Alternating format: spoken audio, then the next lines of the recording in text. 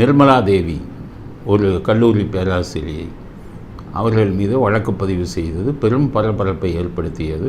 தமிழ்நாடு முழுவதும் இந்த வழக்கு பேசும் பொருளாக மாறியது. அதாவது நிர்மலா தேவி அப்படிங்கிறவங்க ஒரு கல்லூரியில் பேராசிரியை. அவர் கல்லூரியில் படிக்கும் மாணவிகள்கிட்ட அவர் மொபைல் ஃபோனில் பேசுகிறார். என்ன சொல்கிறாருன்னு கேட்டிங்கன்னா, எனக்கு தெரிந்த உயர் அதிகாரிகள் இருக்காங்க, அவங்க கூட நீங்கள் வரணும், அவங்க கூட உறவு வைக்கணும், வச்சா உங்களுக்கு அதிக மார்க்கு வாங்கித்தரேன், அடுத்தது மேற்படிப்பில் உங்களுக்கு சீட்டு வாங்கித்தரேன் அப்படின்னு சொல்லி பேசுகிறாங்க. அதில் 3-4 மாணவிகள் அவருக்கு எதிராக புகார் கொடுத்து அந்த புகாரின் அடிப்படையில் அவர் கைது செய்யப்பட்டார். இந்த வழக்கு பெரிய வழக்காக பேசப்பட்டது.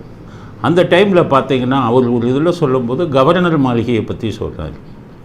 கவர்னர் மாளிகையில் இருக்கக்கூடியவங்க அப்படிங்கிறத ஒரு சொல்லும்போது அது கவர்னர்னு சொல்லலை. உடனே இங்கே ஒரு இவர் இருக்கார்ல, நக்கீரன் கோபால், செய்திகளை பணமாக்கக்கூடிய நக்கீரன் கோபால், இதில் கவர்னருக்கு சம்பந்தம் இருக்குது அப்படின்னு கவர்னரை இழுத்து கவர்னர் மிகப்பெரிய கோபம் அடைந்து கவர்னர் உடனடியாக பத்திரிகையாளர்கள் கூட்டத்தை கூட்டி அந்த பொண்ணை லேடியை நிர்மலா தேவியை நான் பார்த்தது கூட இல்லை, என் பேர் அனவசியமாக இழுக்கிறாங்க அப்படின்னு சொல்லி பேட்டி கொடுத்தார். அது மட்டுமல்ல, ஒரு நபர் கொண்ட கமிஷனை அவர் உருவாக்கி இந்த விஷயத்தில் என்ன நடந்தது, இந்த வழக்கில் இதை விசாரணை பண்ணி எனக்கு அறிக்கை கொடுங்கன்னு சொன்னார். இப்போ 2-3 வருடங்கள் ஆகிவிட்டது. இப்போ தீர்ப்பு வந்திருக்கு. நிர்மலா தேவிக்கு 10 வருஷம் தண்டனை கொடுத்துட்டாங்க. மாற்று கருத்து இல்லை. அவங்க செஞ்ச தவறுக்கு 10 வருட தண்டனை சரியான தண்டனை தான், சட்டப்படி அது சரிதான். எல்லாம் தமிழ்நாடே நிர்மலா தேவிக்கு தண்டனை கொடுத்துட்டாங்கன்னு பேசிக்கிறாங்க. ஆனால் அவங்க பார்க்காத ஒரு விஷயம் என்னென்னா, அந்த கைபேசியில் பேசும்போது அவங்க என்ன சொல்கிறாங்க, உயர் அதிகாரிகளுக்கு உயர் மட்டத்தில் இருப்பவர்களுக்குன்னு சொல்கிறாங்கல்ல, அந்த உயர் மட்டத்தில் இருந்தவர்கள் யாருக்காக இந்த பெண்கள்கிட்ட நிர்மலா தேவி பேசினாங்க? அப்போ அவங்களும் குற்றவாளிகள் தானே, அந்த மேல் மட்டத்தில் இருந்தவங்க. அந்த மேல் மட்டத்தில் இருந்தவங்க யாருன்னு சொல்லி மக்களிடம் மறைக்கப்பட்டு விட்டது, உண்மை மறைக்கப்பட்டு விட்டது. வெறும் நிர்மலா தேவிக்கு தான் தண்டனையா? நிர்மலா தேவி யாருக்காக அவங்கள இப்போ பேசினாரோ அவங்கெல்லாம் யார் மக்களுக்கு தெரியணுமா இல்லையா? அவர்களுக்கு என்ன தண்டனை? இதை பற்றி எதுவுமே வரல. இதை பற்றி எந்த அரசியல்வாதியும் கண்டுக்கிறது இல்லை. அவங்க பாட்டுக்கு அவங்க வேலையை பார்க்குறாங்க.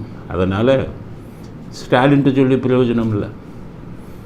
ஏன்னா அவங்க பையன் அவங்க பண்ணுற கூத்தே பெரிய கூத்தார். ஸ்டாலின் இப்போ கொஞ்சம் ஓஞ்சிட்டார். டெவலப்மெண்ட் இப்போ கொஞ்சம் பரவாயில்ல. முன்னாடி ரொம்ப களியாட்டங்கள்லாம் போட்டார், இப்போ கொஞ்சம் ஓஞ்சிட்டார். பையன் வேலையில் பண்ணிக்கிட்டு இருக்காரு. பையன் மேலே பல குற்றச்சாட்டு. இவங்ககிட்ட போய் பாலியல் குற்றச்சாட்டுக்கு உண்மையான குற்றவாளி மேலே நடவடிக்கை எடுக்கணும் எங்கே பண்ணுவாங்க? அதனால் மத்திய அரசாங்கம் இதில் தலையிட்டு உண்மையான குற்றவாளி யாருன்னு சொல்லி சிபிஐ என்கொயரிக்கு எடுத்து இந்த மேல்மட்டத்தில் இருந்தவங்க யாருன்னு கண்டுபிடிச்சு சொல்லுங்கள், அவங்களுக்கு என்ன தண்டனை? அது ஒன்று. கவர்னர் ஒன் மேன் கமிஷன், ஒரு நபர் கொண்ட ஒரு கமிஷன் அமைச்சு இதை விசாரித்து உண்மையை கண்டுபிடிங்கன்னு ஒரு கமிஷன் அமைச்சார். அதுக்கப்புறம் கவர்னர் மாற்றப்பட்டு விட்டார். அந்த கமிஷன் நிலைமை என்னாச்சு? அந்த ஒரு நபர் கமிஷன் உண்மையை கண்டுபிடிச்சதா? அதனுடைய அறிக்கை என்ன? அதுவும் தெரியலை. ஸோ கவர்னர் ரவி அவர்களுக்கு நாங்கள் கேட்டுக்கொள்ள விரும்புவது, முன்னாள் கவர்னர் அமைச்ச அந்த ஒன் மேன் கமிஷன், ஒரு நபர் கமிஷன் என்ன விசாரித்தது, இல்லை யார் தலையிட்டு இருக்காங்கங்கிற அறிக்கையை பொதுமக்களுக்கு தெரியப்படுத்தணும் அப்படிங்கிறது 2வது விஷயம். 3வது விஷயம், எங்களுக்கு கிடைத்த தகவல் படி நிர்மலா தேவி ஜெயிலில் இருக்கும்போது அவர் மிரட்டப்பட்டிருக்கிறார். அவர் கடுமையான தண்டனை உள்ளே கொடுத்து காட்டி கொடுக்காதன்னு ஜெயில் அதிகாரிகள் அவரை பயமுறுத்தினதாக செய்தி வந்தது. ஏன் பயமுறுத்தினாங்க? யாரை காட்டி கொடுக்கக்கூடாதுன்னு சொன்னாங்க? ஜெயில் அதிகாரிகளை பூரா பிடிச்சி அவர்களுக்கு பரிந்துரை செஞ்சது யார்?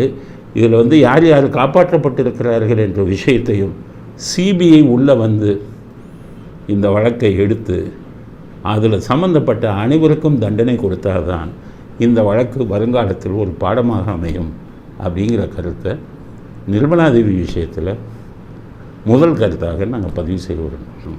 அடுத்தது, இந்த மா சுப்பிரமணியன்னு ஒரு மந்திரி ரொம்ப நாளாக ஆள் வரல. வெள்ளம் வரும்போதெல்லாம் கோமாளித்தனம் பண்ணிக்கிட்டு நிறையா பொய்யெல்லாம் பேசிக்கிட்டு இருந்தார்.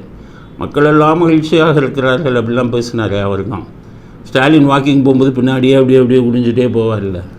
அங்கே துர்கா ஸ்டாலினுக்கு ஒரு எடுபடி சேகர் பாபு, ஸ்டாலினுக்கு எடுபடி மா சுப்பிரமணி பின்னாடியே போயிட்டு இருப்பார். கொஞ்ச நாள் ஆளையே காணாம். என்னடான்னு பார்த்தா இப்போ வந்துட்டார். என்ன சொல்கிறாரு, ஏற்காடுக்கு போகும்போது அந்த பஸ்ஸு கவிழ்ந்து 7 பேர் செத்து போயிட்டாங்க. அதுக்கு நிவாரணம் இதெல்லாம் இவரால் செய்ய முடியலையா? ஏன் செய்ய முடியலைன்னா எலெக்ஷன் கமிஷன் மேலே தூக்கி பழிய போடுறார். எலெக்ஷன் கமிஷன் நிறையா கட்டுப்பாடுகளை வச்சுருக்கிறதுனால பாதிக்கப்பட்டவர்களுக்கு நிவாரண உதவி நேரடியாக போய் செய்ய முடியலையா? எவ்வளவு ஏமாத்து வேலை பாருங்கள், எவ்வளவு முட்டாள்தனமான ஒரு இது. எலெக்ஷன் கமிஷன் மந்திரிங்க மக்கள் செத்து கிடக்கும்போது, மக்கள் காயப்பட்டு இருக்கும்போது நேர போய் நிவாரண உதவிகளை செய்யக்கூடாதுன்னு சொல்லுதா? எந்த எலெக்ஷன் கமிஷன் சொல்லுது? எலெக்ஷன் கமிஷன் இந்த கோட் ஆஃப் கான்டக்டுங்களை நிர்வாக விஷயத்தை நீங்கள் பண்ணலாம், தேர்தல் விஷயமாக நீங்கள் யாருமே மந்திரியாக இருந்து அந்த பணியை செய்யக்கூடாது. அதைத்தான் சொல்லுது. பணம் கொண்டு போகக்கூடாதுன்னு சொல்லுது. தேர்தல் விஷயமாக மந்திரிகள் தவறாக தனது அதிகாரத்தை பயன்படுத்தக்கூடாதுன்னு சொல்லுது. மக்கள் செத்து மடிஞ்சாலும் எலெக்ஷன் முடியும் வரை மந்திரியோ யாரும் போய் தன்னுடைய கடமையை செய்யக்கூடாதுன்னு எலெக்ஷன் கமிஷன் சொல்லுதா? நான் மா சுப்பிரமணியம் ஊரில் இருக்கிறவெல்லாம் கேனப்பைய முட்டாள்கள்னு நினச்சிக்கிட்டு இருக்கீங்களா? அதனால் முதல்ல ஒழுங்காக போய் உங்களுடைய கடமையை ஆற்றுங்கள், ஜனநாயக கடமையை ஆற்றுங்க. மந்திரியாக உட்காந்துக்கிட்டு ஸ்டாலின் வாக்கிங் போகிறது பின்னாடி போனால் போதாது. செத்து கொண்டிருக்கும் மக்களுக்கு, காயம்பட்ட மக்களுக்கு வேண்டிய உதவிகளை நீங்கள் செய்யுங்க அப்படிங்கிறது. ஏன்னா எலெக்ஷன் வந்தால் அவர் வெளியிலே போக முடியாது. வேறு உங்கள் ஸ்டாலின் மட்டும் கொடைக்கானலுக்கு எதுக்கு போனார்? உங்கள் மந்திரி பூரா போய் பாருங்கள், எல்லாம் ஊட்டியில் சுற்றிக்கிட்டு இருக்காங்க. எல்லா மந்திரிகளும் ஊட்டியில் சுற்றி கொண்டிருக்கிறார்கள். உங்கள் மந்திரிகள் நல்லா புரிஞ்சுக்கங்க. நீங்கள் போய் இதுக்கு போகக்கூடாதா, ஏற்காடுக்கு? அதனால் இப்படி ஒரு கோமாளித்தனமான பேச்சை பேசக்கூடிய மா சுப்பிரமணியம் அவர்களுக்கு கடுமையான கண்டனத்தை தெரிவித்துக் கொள்வோம்.